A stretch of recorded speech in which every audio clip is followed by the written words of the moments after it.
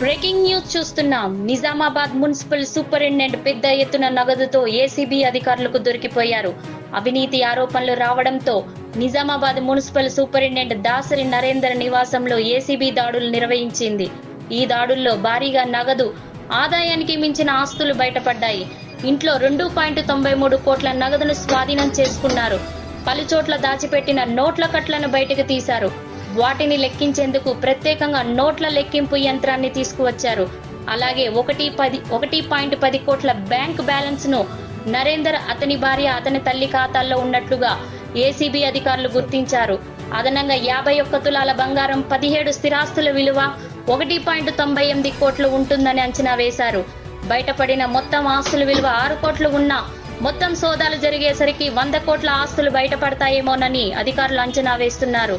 Nizamabad municipal superintendent గా ఉన్న దాసరి నరేందర్ రాజకీయ పార్టీ నేతలతో సన్నిహితంగా ఉంటూ ప్రాధాన్య పోస్టులన్నీ కదలకుండా ఉంటారని, అందిన కాడికి దండుకుంటున్నారన్న ఆరోపణలు ఉన్నాయి.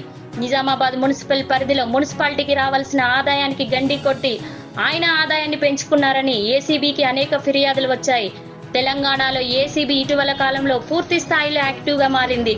ఫిర్యాదు రావడంతో వెంటనే విచారణ ప్రారంభించారు. అంతేకాదు, అంతకు ముందు కూడా ఆయన ఏసీబీకి చిక్కారు.